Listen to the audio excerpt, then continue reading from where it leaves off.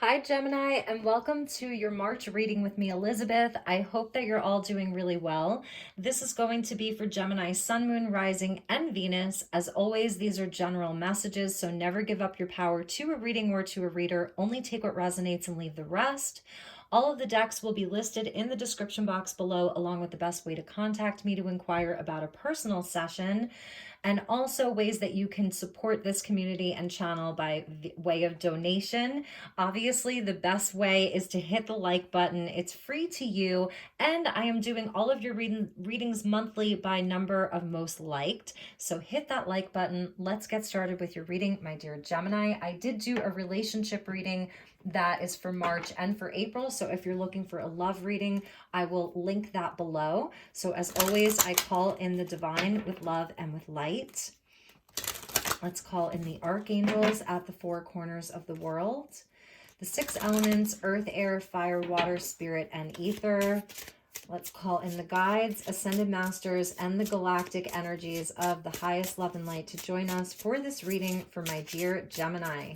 So we're starting with the Dreamscape Oracle by Matt Hughes, and we're also using Ethereal Visions Tarot, also by Matt Hughes today. Just amazing, amazing decks. So thank you, Spirit. Please help me to guide my beautiful Geminis. All right, let's see what we have for you. We'll get two cards.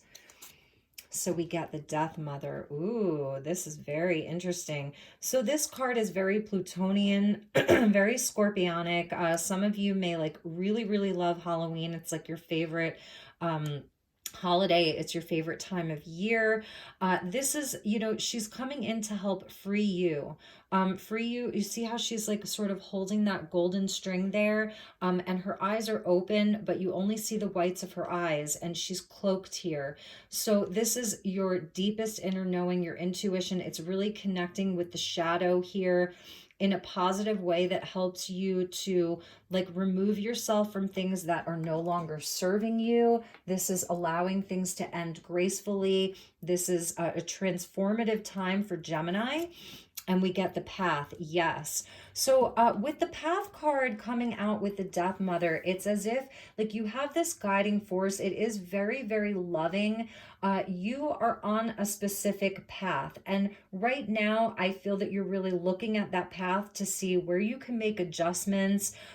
If you've been on the same path for a long time and you're really thinking about making changes, now it's very supportive by that energy of the mother that's coming in. It's almost like the energy of Kali, where things are being sort of removed from your life so that you can move forward on your path. Again, looking at this from the perspective of where can I make adjustments? Am I on the right path? So you may be asking yourself a lot of questions right now. This could be around sort of the world around you, like looking at the world and kind of wondering like where the world is going right now, because it is such a interesting times that we're living in, and there is so much sorrow and catharsis. It's sort of like looking for that catharsis.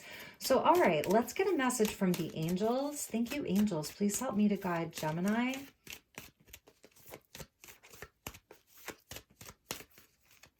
She has the crescent moon that's above her forehead as well. So it is very connected to the goddess. It's sort of the energy, I'm feeling like Lilith here. So there may even be some rebellion that's happening with Gemini, like wanting to veer off course and try a new direction, go in another direction. Support. I love this. You are so loved, so seen, so supported. We have the angelics.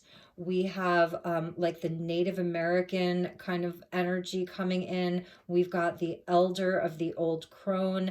This is your support team. And also I feel that this is a message regarding the world, that know that there are energies that are there praying for Earth. They all have their sort of hands are up and illuminated. There's a healing that's happening in the other realms, in the higher realms over Earth. So Earth is being supported. You are being supported. You have a very powerful team that is with you. This is one of my favorite cards in this deck. So just know that there is support that is with you. as you are looking towards your future. See, like it's like you're doing a check-in with yourself right now. What can go? What stays? And there's so much loving support of the feminine that's with you. I feel that this is representative of you. Like you have a purity about you. You see how she's wearing white, and there's a crown of flowers that's on your head. And so there's a purity about you. The lavender dress is about like deep spirituality, magic, even that you're connected to the magical realms. So let's get into your tarot. I'm going to use, like I said, the Ethereal Visions Tarot. We'll pull 4 cards, and then we're going to get 2 cards from the Divine Doors. So we're going to see what doors are open for you, and then we'll get some more tarot, and then we'll close with a message from the universe. So thank you, angels. Thank you, Spirit. Please help me to guide Gemini for the month of March 2022. Highest and best messages for my beautiful Geminis.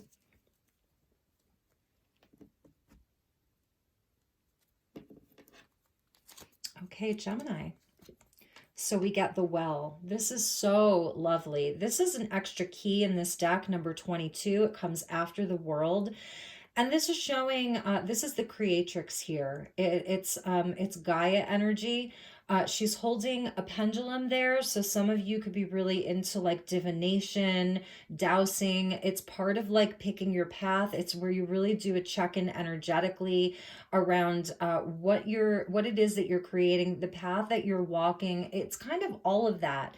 So there's this beautiful well of creativity and inspiration that's with Gemini right now. Know that you absolutely, it's a time of creation. So I feel that that's why the Death Mother is there, sort of helping you to release things that are like, they're just not useful to you anymore. It could be even beliefs, you know, whatever that is for you. And the Two of Wands, yes, picking your path. I feel that a lot of you have a choice between timelines, and you see how in both of these cases, they have like a high vantage point. You know, there's a high vantage point. It's a sort of a time of adjusting. It's a time of really tuning in, really tapping in. It's very observant. So picking a path, picking a timeline, really you're going to start committing to something more fully. And the Wheel of Fortune, yes, beautiful. There are blessings that are coming in for you. This is the tide turning. These are the winds of change. As the seasons are shifting from winter into spring, this is the changing of the seasons. It's a blessing. Okay, so this is a time of destiny. You've completed a cycle. The 10 is where you've completed a cycle. So now you're setting your sights on where you're going next, what you're doing next. And the 7 of Pentacles. So this is where like you're sort of reassessing, readjusting some of your plans. You've been working really hard. You've definitely been putting in a lot of work. And now it's sort of about having patience. So while you're in this place, this is where you're deciding, you're reassessing. It's a card of Virgo. And also because you and Virgo are ruled by Mercury, it's like a time of analysis. So really know that it's like the energies are carrying you forward and is bringing in good luck and good fortune and blessings, where I feel like you're going to be able to make decisions in a really positive way. All right, so let's get you a couple of divine doors and see where we go with this. So thank you, angels. Please help me to guide Gemini. What doors are opening for Gemini? We'll get 2 cards.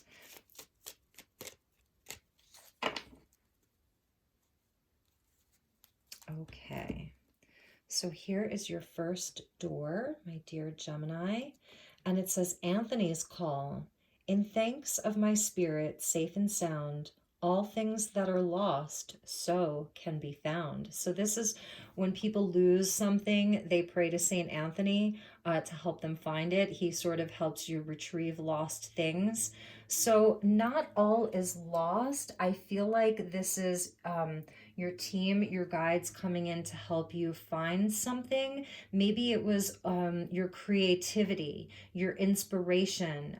It's returning to something that may have been a dream or a goal. It's returning to a goal. Not all is lost. So if you have been in this place of maybe feeling unlucky or feeling like your manifestations aren't growing as quickly as you'd like them to, some of you with this death mother, it could be where like you feel as though a dream is dying or you're letting go of a dream. And I feel that this is spirit coming in to say like you're reclaiming some of your inspiration, your hopes, your dreams. So there's a dream that's still worthy of pursuing. And let's get your next door. Oh, I love this one.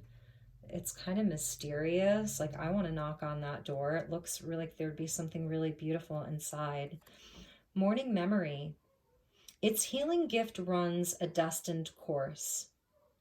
The morning dawn, our inspired source. Meditate under the sun. So that's really, really nice. Some of you may be rising really early. You're going to find a lot of inspiration in the morning. This is where like you wake up in the morning and you say, you know what, today is a new day. Today is a new day for me to pick the path. Today is a new day for me to make really amazing choices, for me to find new inspiration. Today is a new day for me to create something new. You know, there's something brand new. There's this well. Like, look how deep this well probably goes, because I feel like that's the ocean out there. She's up on a cliff. And there's all of this beautiful energy that's like swirling around her. So meditate under the sun. I feel that a lot of you are getting up really early. It's where your inspiration is, very, very early in the morning when everything's really quiet, you know, and it's the dawn of a new day. And it's just sort of like you with your coffee, and maybe you get out your journal or, you know, whatever that looks like for you. Know that you have destiny that's on your side with the Wheel of Fortune. The energy is definitely shifting for you. So, all right, let's get you some more tarot and see where we go with this.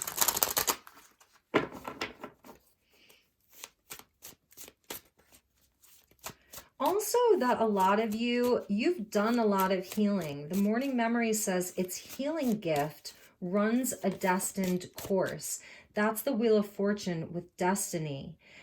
So you've been doing a lot of healing and now you're going to see it pay off. That could be like the healing path, the healing journey. You've gone in deep into the shadow, done a lot of shadow work, and it's run its course. That particular cycle is complete now, you know, and yes, we go to the Nine of Pentacles. So your self-worth, it's really heightened right now. This is where I feel like you can sit back and enjoy the fruits of your labor a little bit, you know, really appreciate everything that you've worked hard for. She's the lady with the house up on the hill. Everything's growing. She's worked really, really hard. She's committed to a path. So for many of you, this is like your path of healing. And this is where like we go from death to creation. The well is about the creatrix. So it's death to creation. And with that Nine of Pentacles there, like you're going to be reaping rewards. Okay. The rewards are coming. That's part of the Wheel of Fortune. You're going to be reaping your rewards. So let's keep going. That was a jumper. Let's see what else we have for you, my dear Gemini. Gemini, you've been getting really good readings for like the past year. So I know that you've been really committed because all of your readings for the past year have been really positive. Eight of Cups, so that Two of Wands, there may be one thing that you're sort of deciding to walk away from, to leave behind. I love this Eight of Cups card because it reminds me of the Hermit. You know, he's got the wand the way that the Hermit has the wand. Instead of the lantern, he has the full moon guiding him. So there is an illumination of what's not working anymore, what's not satisfying you. So with this Two of Wands, like these two different paths or choices or timelines, you're going to know which one to leave behind. It's sort of whatever hasn't been like satisfying you on a soul level, you're letting go of that. You're going to be releasing that. It's Plutonian energy, scorpionic, goes back to that death mother about like what it is that you can release. It's things that may like not really honor what you're worth, what you're truly worth, the time and effort that you're willing to put into the things that you love. And the Five of Wands with the Wheel of Fortune. So outside influences, other people, other people's opinions. This is child's play. It's the least serious of the fives. So it does indicate that there's change. There's a challenge here. Other people may be challenging you. Let's see what comes after that. I feel that this is sort of leaving behind opinions of other people, what other people think of you. If you've been in this place of like, there's constant competition, you're seeing where it's helped you. Those people were put on your path for a reason, okay? Because they were there to help you level up. So if you've been in this place of like, some of your relationships have been petty, competitive, I don't know, everybody's trying to one up the other one. It's a game. It's seeing through the game, but it's also seeing where those people were placed on your path to help you level up, like I said. And the Seven of Pentacles with the Seven of Wands. This card has been coming out a lot. I'm on like the fourth or fifth reading. It's coming out a lot. This is showing everybody is showing up this month with courage. He's like showing up to this battle knowing that he has the higher ground, and it's responding to things quickly because he didn't even have time to pull up his other boot, so he's showing up for the fight. But it's also where you are deciding this is part of your path. This is part of the path. What is worth my time and energy? What is worth the fight? What is worth fighting for? What is worth fighting over? Is it aligned with my path? It's releasing yourself from things that aren't worth your time and effort, that aren't worth the fight, that aren't worth the battle. And knowing that you have the higher ground, you've got the higher vantage point.